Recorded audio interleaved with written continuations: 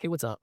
I'm stoked to walk you through the newest patch for Marathon from Bungie. The big picture moves are all about easing some of the resource pinch players were feeling, sys smoothing out a handful of nasty crashes and UI hiccups, and nerfing some of the more oppressive sightlines that thermal scopes were giving players on long ranges.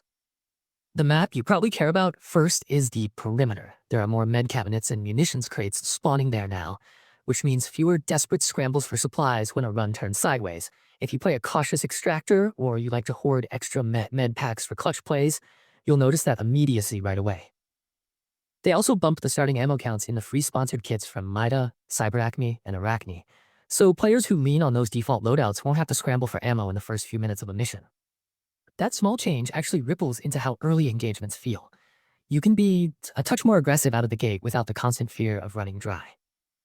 Relatedly, UESC Grenadiers are dropping EMP grenades less frequently now, which cuts down on those rounds where you lose your HUD and your bearings because someone tossed a grenade at the wrong time.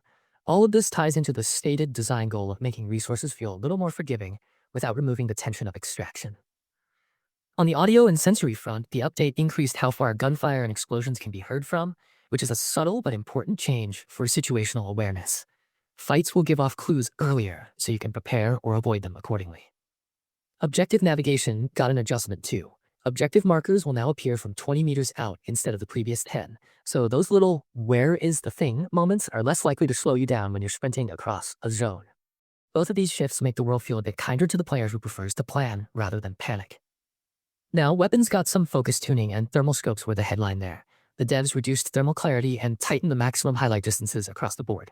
Pistols are now 40 meters, rifles and LMGs, SMGs 60 meters, precision rifles 80 meters, and snipers 100 meters instead of what felt like absurdly long draw distances.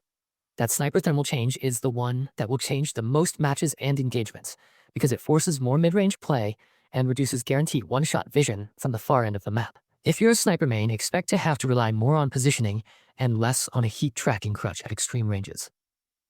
The patch also digs into some runner-specific fixes. Rook had a couple of rough edges. Backpacks could be deleted on exfil, his position wouldn't always show on the map, and there were some reputation inconsistencies tied to exfilling with Rook. Those are resolved, and there's an interesting change where Rook's WSTR shotgun will now spawn as compromised. That means you need a Matter Fixative to exfil with it. It's a neat example of how the game is nudging players toward on-the-run decisions.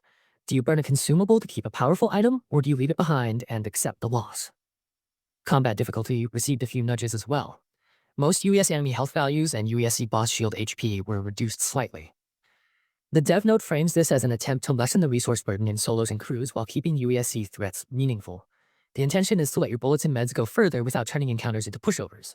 Personally, I think it's a smart balance move. It keeps the combat's bite, but trims some of the TDM from attritional fights. There are also a handful of contract and zone updates. Objective nav visibility doubling from 10 to 20 meters is applied broadly, and new contracts like New Caloric and Traxxas are part of the update, with a fix that stops enemy crews receiving New Cal VO from absurd distances. Traxxas's mention comes with a difficulty drop for the UESC commander fight, which should make that contract more approachable for mid-tier teams. On Outpost, the devs temporarily disabled a broken wing switch route into the pinwheel while they tuned that entrance. They specifically called out that, in its current form, it trivialized entering the pinwheel, so they want to preserve the silent entrance's intent while balancing risk and reward. Those are the kinds of surgical changes that quietly shift how serious players plan runs. On stability and quality of life, this patch addresses a rare dedicated server crash and a number of client crashes, plus fixes that stop the text chat window from getting stuck and prevent an extended black screen during map loads.